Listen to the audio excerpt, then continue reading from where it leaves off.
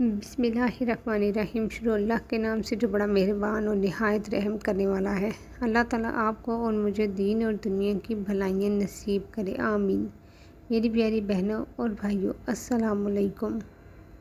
آج آپ کو جو میں وظیفہ بتانے جا رہی ہوں وہ بہت ہی مجرب اور لاجواب وظیفہ ہے مال و دولت کے حوالے سے۔ یہ وظیفہ کرنے سے آپ کے گھر میں دولت کا طوفان آ جائے گا۔ اللہ پاک کے بہت ہی پیارے نام کا ذکر ہے۔ آپ لوگوں نے پڑھ کر اپنی کسی بھی مشکل کے لیے، کسی بھی حاجت کے لیے، کسی بھی پریشانی کے لیے اس نام کو پڑھ لینا ہے۔ اس نام کو پڑھنے سے انشاءاللہ اللہ پاک آپ کی ہر پریشانی کو دور فرما دے گا۔ اگر ایک بہت بڑا پہاڑ ہمارے سامنے کھڑا کر دیا جائے تو ہم اس پہاڑ کے آگے معمولی سے انسان لگتے ہیں، ایک معمولی سی مخلوق لگتے ہیں، لیکن ان اسم مبارک میں اتنی طاقت ہے کہ جن کو پڑھ لینے سے، جن کا ذکر کر لینے سے یہ پہاڑ کو اپنی جگہ سے ہٹا دیتی ہے۔ تو پھر آپ کی پریشانی، آپ کی کوئی بھی مصیبت، آپ کی کوئی بیماری، مصیبت، دکھ، تکلیف، غرض کچھ بھی نہیں بچے گی۔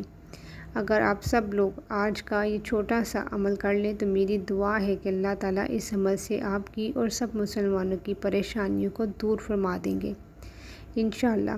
کیونکہ ہمارا یہ عقیدہ ہے، نہ تو اللہ کا قرآن جھوٹا ہے اور نہ ہی نبی پاک صلی اللہ علیہ وآلہ وسلم کا فرمان، لیکن پھر بھی ہم لوگ جن عاملوں کے پاس ہر روز جاتے ہیں، ان کو اپنا کام کروانے کے لیے، اپنی کسی بھی ضرورت کے لیے ان کے پاس پیسے دینے کے لیے چلے جاتے ہیں، وہ لوگ تو جھوٹے ثابت ہو سکتے ہیں، لیکن اللہ تعالیٰ اور نبی پاک صلی اللہ علیہ وآلہ وسلم کا فرمان کبھی جھوٹا ثابت نہیں ہو سکتا۔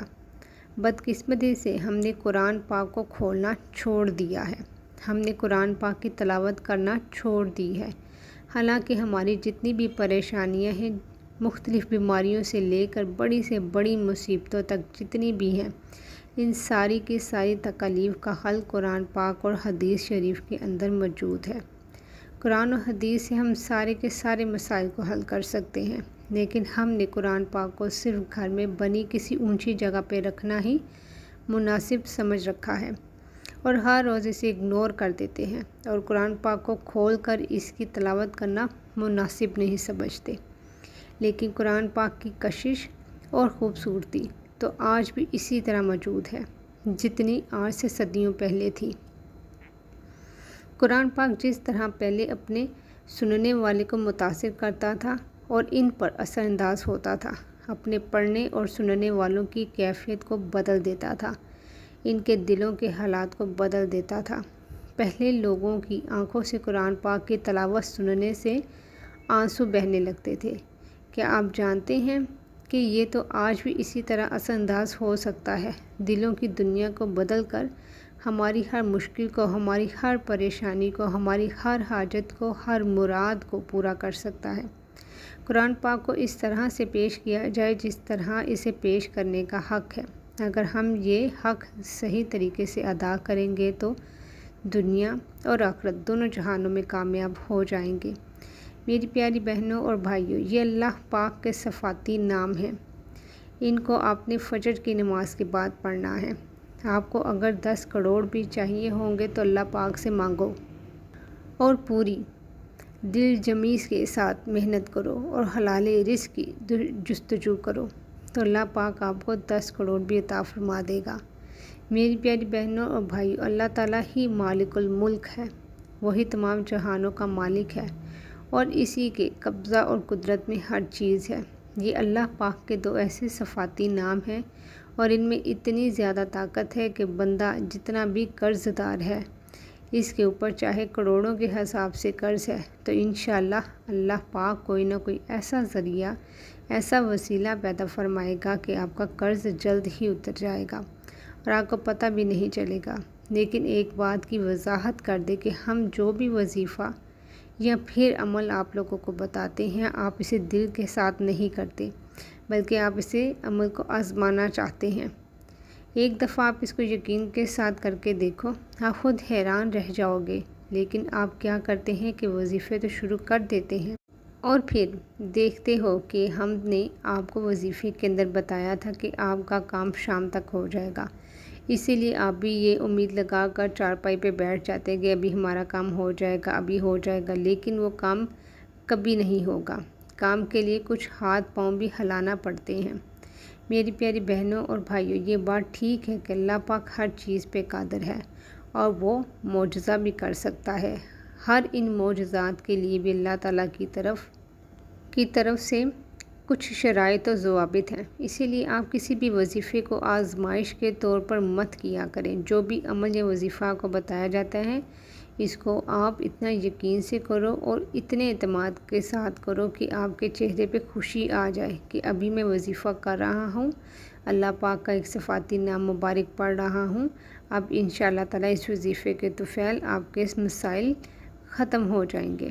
جب آپ ذہن میں یہ تصور کر لیں گے، کیونکہ جو چیز آپ کا دماغ سوچ رہا ہوتا ہے وہی ہوتا ہے، جب آپ یہ چیزیں اچھی طرح سے ذہن میں بٹھا لیں گے تو انشاءاللہ تعالیٰ آپ کا وہ کام ہو جائے گا، کیونکہ اسلام میں واضح طور پہ کہا گیا ہے کہ عملوں کا دار و مدار نیتوں پر ہے، اس لیے جس طرح بھی آپ نے سوچا ہوگا ویسا ہی آپ کے ساتھ ہوگا۔ اللہ پاک انسان کے لیے بہتر فیصلہ کرتا ہے، لیکن انسان کبھی یہ نہیں سمجھ سکتا۔ کبھی کبھی انسان جانے یا انجانے میں اللہ پاک سے کچھ ایسی چیزیں مانگتا ہے جو کہ اس کے لیے نقصان دہ ہو سکتی ہیں۔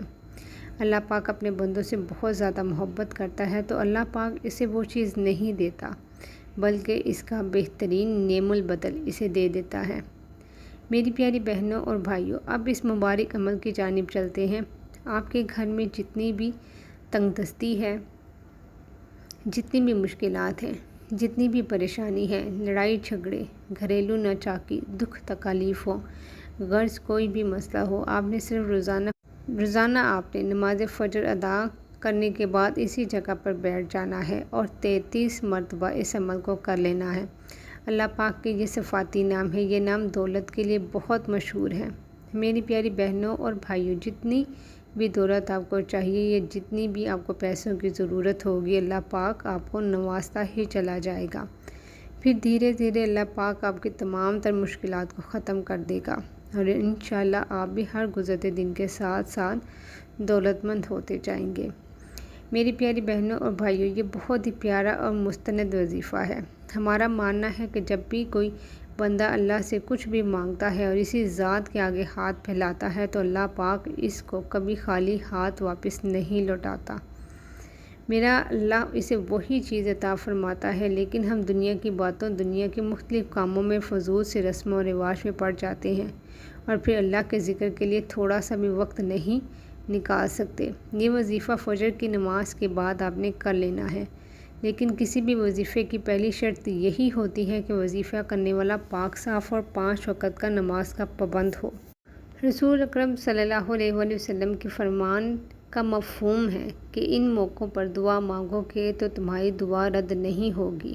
جب دھوپ میں بارش ہو رہی ہو، جب اذان ہو رہی ہو، سفر کے دوران، جمعہ کے پورا دن، بعض علماء کرام کے نزدیک جمعہ کی نماز میں 2 خطبوں کے دوران، رات کو جب آنکھ کھلے یعنی خاص طور پر صبح تہجد کے وقت، کسی ناگہانی مصیبت کے وقت، فرض نمازوں کے بعد مانگی گئی خلوص کے ساتھ دعا۔ نبی کریم صلی اللہ علیہ وآلہ وسلم کے پاک ارشاد کا مفہوم ہے کہ تم اللہ تعالیٰ سے ایسی حالت میں دعا کیا کرو گویا کہ تمہیں قبولیت کا یقین ہو، اور یہ بات بھی جان رکھو کہ اللہ تعالیٰ غفلت سے بھرے ہوئے دلوں سے مانگی گئی کوئی بھی دعا قبول نہیں کرتا۔ وظیفہ آپ نے ایسے کرنا ہے، سب سے پہلے آپ نے بسم اللہ الرحمن الرحیم 21 بار پڑھ لینی ہے اور 21 بار ہی آپ نے اول اور آخر درود پاک پڑھنا ہے۔ درود پاک آپ کوئی سا بھی پڑھ لیں، سبھی درود پاک بہت پیارے ہوتے ہیں۔ اور پھر آپ نے 33 مرتبہ یا غنیوں یا مغنیوں، یا غنیوں یا مغنیوں، یا غنیوں یا مغنیوں پڑھنے ہیں، اور اس کے بعد 300 مرتبہ استغفر اللہ، استغفر اللہ اور استغفر اللہ، اور اس کے بعد آپ نے پھر 21 مرتبہ درود پاک پڑھ لینا ہے۔ اور اللہ تعالیٰ سے اپنی حاجات کے لیے آپ نے خوب دعا کرنی ہے۔ اللہ تعالیٰ آپ کی دلی خواہشات، آپ کی تمام دکھ تکلیف اور تمام پریشانی سے بخوبی آگاہ ہے، لیکن اس کے باوجود بھی اللہ تعالیٰ کو انسان کا اپنے سامنے مانگنا بہت پسند ہے۔ اس لیے آپ خوب دل لگا کر اور دل جمی سے، مکمل یقین سے مکمل اعتماد سے اللہ تعالیٰ سے دعا مانگے اور ہمیشہ اسی طریقے سے دعا مانگا کرے کہ انشاءاللہ تعالیٰ اس عمل کی برکت سے اللہ کے حکم سے آپ کے سارے مسائل حل ہو جائیں گے۔ خود بھی اس عمل کو کیجیے گا اور ویڈیو کو شیئر بھی کر دیجیے گا۔ جزاک اللہ۔